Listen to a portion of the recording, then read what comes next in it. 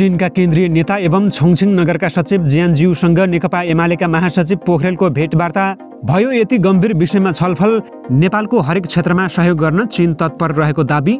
सभामुख देवराज घिमिरे र रुसका राजदूत अलेक्सी नोभिकोभ बीच भयो भेटवार्ता। काठमाडौँमा मेट्रो रेल गुडाउनेबारे छलफल गर्न रुसबाट उच्च स्तरको भ्रमण हुन लागेको गराए जानकारी। जापानमा भएको रेस्लिङ प्रतियोगितामा नेपाली रेस्लरले जिते। जापानका रेस्लरले नेपाली रेस्लर सामु सकेनन् टेक्न। नेपाल उद्योग परिसंघ र नेपालका लागि चीनका राजदूत छोङ बीच भयो छलफल। नेपाल प्राकृतिक खानीमा भारत र चीन भन्दा पनि विशाल भएको गरे दाबी। भुटानको निजी एयरलाइन्स भुटान एयरलाइन्सले आगामी भदौ 30 देखि काठमाडौँको लागि उडान भर्ने। नेपाल र भुटानका पर्यटकलाई सहज हुने जानकारी। माओवादी लेगेसी बोकेका 3 जना नेताका छोराहरू 60 किलो सुन प्रकरणमा मुछिए। 3 जना छोरालाई तिनीजना बाबुहरूले सहयोग गरेको गम्भीर खुलासा। केन्यामा हुने ग्लोबल जलवायु शिखर सम्मेलनमा चीन र अमेरिकाको मुद्दा एउटै हुन सक्ने अमेरिकी जलवायु दूतको दाबी। विश्वका 2 ठूला अर्थतन्त्रले क्लाइमेटका बारेमा गम्भीर भएर सोच्नुपर्ने भनाई। प्रधानमन्त्री प्रचण्डले बेलायतलाई लगाए यस्तो आरोप। बेलायतमा मचियो हङ्गामा र चीनको ग्रेट वाल भत्काउने 2 व्यक्ति पक्राउ। उनीहरूलाई राज्यद्रोहको मुद्दा लाग्न सक्ने अनुमान। नमस्कार। ग्रेटर नेपाल टिभीले तयार पारेको अन्तर्राष्ट्रिय समाचारहरूको सङ्गालो ग्रेटर न्युजबाट यहाँलाई हार्दिक स्वागत छ। ग्रेटर न्युजको साथमा रहेको छु म विवश बुढाथोकी। बिहानी पखको ग्रेटर न्युज तपाईँले कहाँ र कुन देशबाट हेर्दै हुनुहुन्छ कृपया जानकारी गराउन नभुल्नुहोला। साथै हाम्रो मेहनतको लागि एक लाइक पनि गर्न नभुल्नुहोला। अब सुन्नुहोस् पुरा समाचार। चिनिया कम्युनिस्ट पार्टी सीपीसीको निमन्त्रणामा चीन भ्रमणमा रहेका एमाले महासचिव शङ्कर पोखरेल र सीपीसीका पोलिट ब्युरो सदस्य युआन जियाजुन बीच भेटवार्ता भएको छ। चीनको छोङछिङ शहर कमिटीका सचिव समेत रहेका जियाजुन र महासचिव पोखरेल बीच छोङछिङमा भेटवार्ता भएको हो। भेटका क्रममा जियाजुनले नेपाल र चीन बीचको सम्बन्ध पुरानो र घनिष्ठ रहेको बताएका थिए। नेपाल एक चीनप्रति दृढ र प्रतिबद्ध रहेकोमा उनले खुसी व्यक्त गरे। चीन विरोधी गतिविधि नेपालले अस्वीकार गरेकोमा हामी खुसी छौँ उनले भने। जियानजुनले एमाले र सीपीसी बीचको सम्बन्ध पुरानो र गहिरो भएको उल्लेख गर्दै भविष्यमा पनि 2 पार्टी बीच ज्ञान अनुभव र विचार आदान प्रदान गरिराख्नुपर्ने बताएका छन्। उनले गत साउनमा नेपाल भ्रमणका क्रममा एमाले अध्यक्ष केपी शर्मा ओलीसँग भेट भएको उल्लेख गर्दै ओलीलाई आफूले एक देशभक्त नेताको रूपमा पाएको बताएका छन्। आर्थिक विकासको लागि सहर र गाउँ, धनी र गरिब बीचको असन्तुलन हटाउन जरुरी रहेको उल्लेख गर्दै जियाजुनले यसका लागि छोङछिङको सफल अनुभव रहेको बताएका छन्। नेपालसँग सहकार्य गर्न तयार रहेको उनको भनाइरहेको थियो। उनले दक्षिण एसियाको गरिबी निवारणका लागि छोङछिङ केन्द्र रहेको उल्लेख गर्दै नेपालको समृद्धिका लागि कृषि, पर्यटन र उद्योगमा सहयोग गर्न तयार रहेको बताएका छन्। धान उत्पादनका लागि छोङछिङ प्रसिद्ध रहेको बताउँदै उनले नेपालको कृषिको आधुनिकीकरणमा छोङछिङको ज्ञान र प्रविधि सहयोग गर्न तत्पर रहेको बताएका छन्। कृषिको अध्ययन गर्नेलाई छोङछिङको विश्वविद्यालयमा छात्रवृत्ति र अनुभव तथा अनुसन्धान गर्नेलाई छोङछिङले अवलोकनको अवसर दिने उनको भनाइरहेको छ। एमाले महासचिव पोखरेलले नेपाल र चीनबीच जनस्तरमा धेरै पुरानो सम्बन्ध रहेको बताएका थिए। भिरकुटी र अरनिकोदेखि नै जनस्तरमा सम्बन्ध रहेको उल्लेख गर्दै उनले सन् 1955मा प्रथम मनमोहन अधिकारीले चीन भ्रमण गरेदेखि नै नेपाल र चीनबीचको सम्बन्ध महत्त्वपूर्ण रहँदै आएको स्मरण गरे। केपी शर्मा ओली प्रधानमन्त्री हुँदा चीनसँग भएको व्यापार तथा पारवहन सम्झौताले नेपालको राष्ट्रिय स्वाधीनता र गौरवमा वृद्धि गरेको पोखरेलको भनाइरहेको थियो। भिरकुटी र अरनिको समयदेखि नै जनस्तरको सम्बन्ध रहेको छ। चीनको क्रान्तिका बारेमा बुझ्न नेपाली नेताहरूले आफ्नो अनुभव लिएका थिए पोखरेलले भने। सन् 1955मा मनमोहन अधिकारीले चीन भ्रमण गर्नुभएको थियो र मदन भण्डारीको चीनको भ्रमणले पनि विचार निर्माणमा महत्त्वपूर्ण भूमिका रहेको थियो। केपी शर्मा ओलीको भ्रमणपछि चीनसँग पारवहन सम्झौता, तेस्रो देशमा जाने बाटो र राष्ट्रिय स्वाधीनता र गौरव बढायो। मदन भण्डारीको चीन भ्रमण विचार निर्माण र परिवर्तनमा महत्त्वपूर्ण रहेको पोखरेलको भनाइरहेको थियो। चिनिया राष्ट्रपति सी जिनपिङको नेपाल भ्रमणका क्रममा भएका सम्झौताहरू कार्यान्वयन नभएको उल्लेख गर्दै पोखरेलले ती सम्झौताहरूको प्रभावकारी कार्यान्वयनको पक्षमा एमाले रहेको बताएका थिए। छोङछिङबाट नेपाल स्थित 2 अन्तर्राष्ट्रिय विमानस्थल, पोखरा अन्तर्राष्ट्रिय विमानस्थल र गौतम बुद्ध अन्तर्राष्ट्रिय विमानस्थलबाट सिधा छोङछिङ उडानको प्रस्ताव पनि उनले राखेका छन्। भेटमा नेकपा एमाले विदेश विभाग प्रमुख राजन भट्टराई, स्थायी कमिटी सदस्य तथा प्रचार तथा प्रकाशन विभाग प्रमुख राजेन्द्र गौतम लगायतका नेताहरू सहभागी भएका थिए।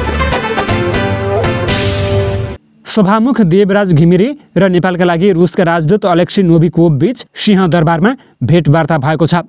भेटमा दुई देशबीचको सम्बन्ध, संसदीय अभ्यासको आदान-प्रदान लगायतका विषयमा छलफल भएको छ। सभामुख घिमिरेले रुसी महासङ्घ नेपालको पुरानो मित्र भएको स्मरण गराउँदै सन् 1956मा नेपालसँग दौत्य सम्बन्ध स्थापना भए पश्चात दुई देशबीचको सम्बन्ध सुमधुर रहेको उल्लेख गर्नुभयो। उहाँले नेपालको विकास प्रक्रियामा रुसको सहयोग महत्त्वपूर्ण रहेको र रुसी सहयोगका लागि नेपाल तथा नेपाली जनताका तर्फबाट आभार व्यक्त गर्नुभयो। सभामुख घिमिरेले सन् 2015को भूकम्पको समयमा राहत र उद्धार तथा भूकम्पपछिको पुनर्निर्माणमा प्राप्त भएको रुसी सहयोग र कोभिड-19 सङ्क्रमणको समयमा मूल्यवान सहयोग प्रदान गरेकोमा रुसी महासङ्घलाई धन्यवाद दिनुभयो। राजदूत नोभिकोभले गएको अप्रिलमा राष्ट्रिय सभाका अध्यक्ष गणेश प्रसाद तिमिल सिन्हाको भ्रमण संसदीय आदान प्रदानका लागि महत्त्वपूर्ण रहेको बताउनुभयो। उहाँले अध्यक्ष तिमिल सिन्हाको भ्रमणमा भएको सहमति कार्यान्वयन गर्न रुसबाट उच्च स्तरीय भ्रमणको तयारी भएको जानकारी दिनुभएको थियो। जापानमा भएको मैत्रीपूर्ण रेस्लिङ प्रतियोगितामा नेपाली रेस्लरले जित हात पारेका छन्। जापानको ओकासामा भएको उक्त रेस्लिङमा भगवती खड्गा युनिका, अस्मिता सुनार जुरेली र भरतबहादुर विश्राल हिमालयन टाइगरले प्रतिस्पर्धा गरेका थिए। भगवती र जुरेलीको जोडीले मेडे टाइगर, ज्याक्युएर योकोटा र हानाजोनो मोमोकालाई पराजित गरे। हिमालयनले अमेरिका र जापानका रेस्लरलाई पराजित गरेको भगवतीले जनाएकी छन्। यान आर्यनीय कोन्साई कमिटी ओसाकाको सहयोगमा रेस्लिङ भएको थियो।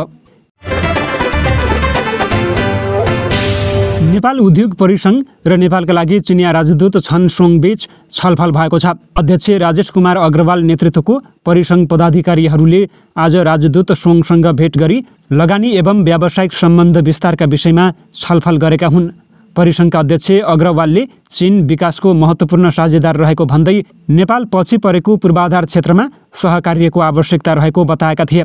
उनले पूर्वाधार प्रविधि हस्तान्तरण, सिप, पर्यटन लगायतका क्षेत्रमा चिनिया लगानी एवं सहकार्यलाई उच्च प्राथमिकता दिन आग्रह गरेका छन्।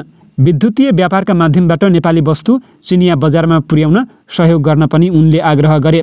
अध्यक्ष अग्रवालले परिसङ्घ र China council for promotion of international trade CCPIT बीचको सहकार्यमा नेपालमा देखिने गरी काम गर्न लागेको समेत राजदूत सोङलाई जानकारी गराएका थिए। सो अवसरमा चिनिया राजदूत सोङले चीन र भारतको बीचमा भएर सानो देखिए तापनि नेपाल सानो मुलुक नभएको बताएका छन्। नेपालसँग भएको आफ्नो ऊर्जा र स्रोत मार्फत विकास गर्न सक्ने भन्दै उनले दीर्घकालीन विकास रणनीति आवश्यक रहेकोमा जोड दिएका छन्। उनले ऊर्जा क्षेत्रलाई प्राथमिकता दिँदै नेपालले विद्युतीय प्रयोग बढाउनु पर्ने सुझाव दिएका छन्। त्यसले आयात प्रतिस्थापनमा सहयोग गर्ने उनको भनाइरहेको थियो। प्रधानमन्त्री प्रचण्डको आसन्न चीन भ्रमणको विषयमा समेत छलफल भएको बताइएको छ।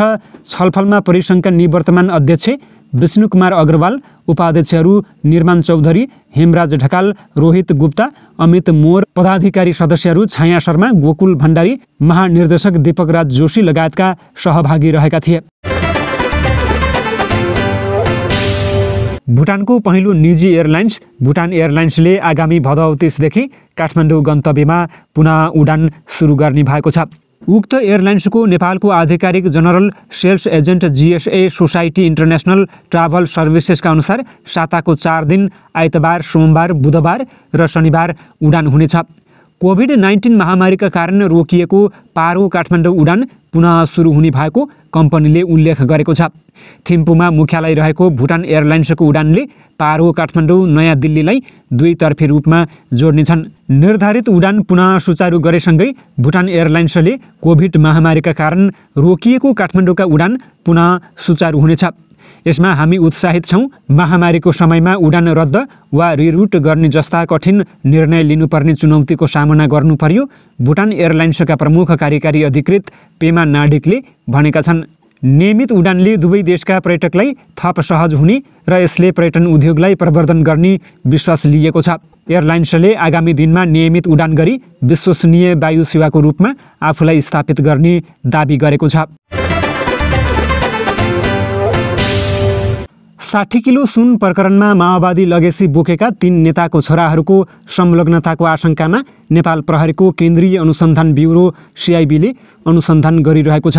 माओवादी केन्द्रका पूर्व सैन्य डिप्युटी कमान्डर एवं पूर्व उपराष्ट्रपति नन्दकिशोर पुनका छोरा दिपेश पुन, माओवादी केन्द्रका उपाध्यक्ष एवं पूर्व सभामुख कृष्णबहादुर महराका छोरा राहुल महरा र नेकपा एमालेका उपाध्यक्ष एवं पूर्व गृहमन्त्री एवं पूर्व माओवादी नेता रामबहादुर थापा बादलका छोरा प्रतीक थापा व्यावसायिक साझेदार समेत थिए। बादलका छोरा प्रतीक नक्कली शरणार्थी प्रकरणमा मुछिएपछि फरार रहेका छन्।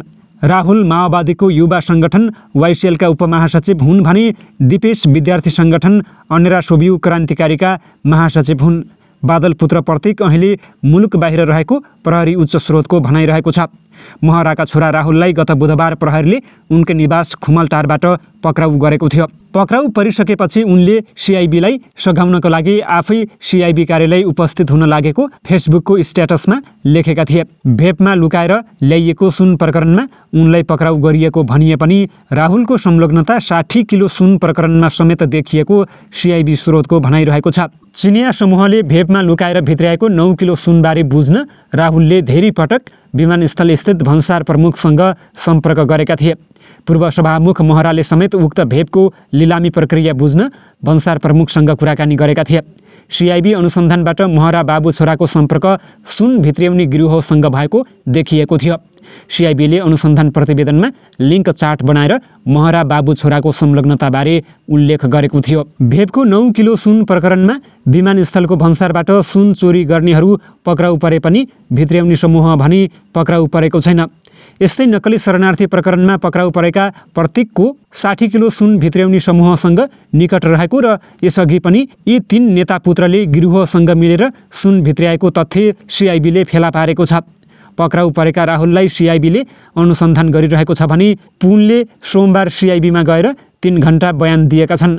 बयानका क्रममा उनले सुन प्रकरणमा आफ्नो संलग्नता इन्कार गरेका छन्। अमेरिकी जलवायु दूत जोन किरीले केन्यामा आयोजना हुने ऐतिहासिक शिखर सम्मेलनमा वासिङ्टन र बेजिङले ग्लोबल वार्मिङ विरुद्धको लडाईँमा एकसाथ आउन सक्ने आशा व्यक्त गरेका छन्। विश्वका 2 ठूला अर्थव्यवस्था र उत्सर्जक चीन र संयुक्त राज्य अमेरिका जलवायु परिवर्तनको मुद्दामा एकसाथ आउन सक्छौँ, केरीले पत्रकारसँग भने। यो द्विपक्षीय मुद्दा होइन, विश्वव्यापी मुद्दा हो। जलवायु परिवर्तनको समस्या के हो र यसबाट पृथ्वीका लागि विश्वव्यापी खतरा छ भन्ने हामीले बुझेका छौँ। समस्याको पहिचान भएको छ, छिट्टै निराकरणका लागि वातावरण बन्नेछ। अफ्रिका जलवायु शिखर सम्मेलनले यस वर्षको अन्त्यमा दुबईमा COP28 बैठक अघि 1.4 अर्ब जनसङ्ख्या भएको महाद्वीपमा हरित विकासको लागि साझा दृष्टिकोण परिभाषित गर्ने लक्ष्यका साथ अफ्रिकी नेताहरूलाई समान धारणा बनाउने अवसर दिएको छ। अन्तर्राष्ट्रिय ऊर्जा एजेन्सीका प्रमुखले संयुक्त राज्य अमेरिका र चीनलाई आफ्ना मतभेदहरूलाई अलग राख्न र जलवायु परिवर्तनमा समान धारणा बनाउन दबाब दिएपछि केरीको टिप्पणी आएको हो। प्रधानमन्त्री प्रचण्डले गोर्खा सैनिकलाई बेलायत सरकारले समान व्यवहार र न्यायको प्रत्याभूति दिलाउन नसकेको बताएका छन्। मङ्गलबार काठमाडौँमा आयोजित पूर्व गोर्खा सैनिकको समस्या समाधानका लागि 1 दिवसीय अन्तर्क्रिया कार्यक्रमलाई सम्बोधन गर्दै प्रधानमन्त्री दाहालले पहिलो र दोस्रो विश्वयुद्धका साथै ब्रिटिसको तर्फबाट लडिएका प्रत्येक युद्धमा अग्रमोर्चामा रहेर देशको रक्षा विस्तार र सेवामा समर्पित गोर्खालीहरूलाई सरकारले समान व्यवहार र न्यायको प्रत्याभूति दिलाउन नसकेको बताएका हुन्। उनले यो विषय सबै नेपालीहरूको लागि गम्भीर सरोकार र चुनौतीको विषय बनिरहेको उल्लेख गरे। उनले गोर्खालीहरूले ब्रिटिस राज्यको हितको पक्षमा आफ्नो सम्पूर्ण जीवन समर्पित गरे पनि ब्रिटिस सेनामा भर्ती भएका नेपालीहरूलाई तलब, सेवा सुविधा, पेन्सन लगायतका विषयमा समान व्यवहार हुन नसकेकाले सरकारले अहिले भारत र बेलायतसँग यसबारेमा आवश्यक छलफल गर्ने काम गरिरहेको बताएका छन्। प्रधानमन्त्री दाहालले भने यो हामी सबै नेपाली र नेपालको चासोको विषय हो। गोर्खालीहरूले ब्रिटिस राज्यको हितको पक्षमा आफ्नो सम्पूर्ण जीवन समर्पित गरे, तर ब्रिटिस सेनामा भर्ती भएका नेपालीहरूलाई तलब, सेवा सुविधा, पेन्सन लगायतका विषयमा जे जति विद्यमान छ त्यो सिङ्गो देशको सरोकार र दायित्वको विषय हो। अहिले वैदेशिक रोजगारीमा गएका नेपालीहरूले समान व्यवहार र श्रमको उचित मूल्य र जुन स्तरको आत्मसम्मान हो त्यो पाउन सकेका छैनन्। भूतपूर्व गोर्खा सैनिकको समस्या राष्ट्रिय स्तरबाट मात्र समाधान गर्न सक्ने मुद्दा नभएर 2 एवं बहुपक्षीय रूपमा उठाउनुपर्ने र समर्थन गर्नुपर्ने मुद्दा हो। प्रधानमन्त्री दाहालले गोर्खा सैनिकको समस्या समाधानका लागि सरकार जिम्मेवारपूर्ण ढङ्गले अभिभावकत्व प्रदान गर्ने बताएका छन्। उनले अन्तर्राष्ट्रिय मञ्चमा जाँदा सम्बन्धित पक्ष र देशसँग गोर्खा सैनिकको मुद्दाका बारेमा गम्भीर रूपमा प्रश्न उठाउने गरेको जिकिर गरे। नेपाल भारत बेलायत बीच भएको त्रिपक्षीय सन्धिमा गोर्खाहरूमाथि 208 वर्षदेखि समान व्यवहार नभएको कुरालाई समान कामको समान ज्याला दिलाउन काम गरिरहेको बताएका छन्। चीनको विशाल पर्खाल अर्थात् ग्रेट वाल भत्काएको अभियोगमा 2 जनालाई त्यहाँको सरकारले पक्राउ गरेको छ। उत्तरी साङ्सी प्रान्तमा उत्खनन यन्त्र प्रयोग गरी ग्रेट वालको एक भागमा क्षति पुर्याइएको आरोपमा उनीहरूलाई पक्राउ गरिएको केबल न्युज नेटवर्क CNN ले जनाएको छ। राज्य सञ्चालित प्रसारण संस्था चाइना सेन्ट्रल टेलिभिजन CCTVलाई उद्धृत गर्दै CNN ले जनाएअनुसार याङ्कियानहे टाउनसिपमा पर्खालमा ठूलो खाडल खनिएको युयु काउन्टीका अधिकारीहरूले अगस्त 14मा जानकारी प्राप्त भएको बताएका छन्। सुरक्षा अधिकारीहरूले अनुसन्धान जारी राखेका छन्। 32औं ग्रेट वाल खण्डका कारण पर्खाल पारी जान लामो बाटो हिँड्नुपर्ने भएपछि एकजना 38 वर्षीय पुरुष र 55 वर्षीय महिलाले उत्खनन यन्त्र प्रयोग गरी पर्खाल भत्काएर छोटो बाटो अर्थात् सर्टकट बनाएको प्रारम्भिक अनुसन्धानबाट खुलेको अधिकारीहरूले बताएका छन्। यो घटनाबाट राष्ट्रिय अखण्डता र सुरक्षामा खलल पुगेको उनीहरूले बताएका छन्। यसलाई प्रान्तीय अवशेष स्मारकका रूपमा सूचीकृत गरिएको छ। सन् 1987मा चीनको यो विशाल पर्खाललाई संयुक्त राष्ट्रसङ्घीय शैक्षिक तथा वैज्ञानिक सङ्गठन युनेस्कोले विश्व सम्पदा स्थलका रूपमा घोषणा गरेको हो। हवस् त, यिनै खबरसँगै ग्रेटर नेपाल टिभीले तयार पारेको अन्तर्राष्ट्रिय समाचारहरूको सङ्गालो ग्रेटर न्युजको समय सकिएको छ। यतिन्जेलसम्म हेरेर साथ दिने तपाईँ सम्पूर्ण दर्शकवृन्दलाई धेरै धेरै धन्यवाद दिँदै आजको यो बसाइबाट म विवश बुढाथोकीलाई पनि आज्ञा दिनुहोस्। नमस्कार, जय देश, जय ग्रेटर नेपाल।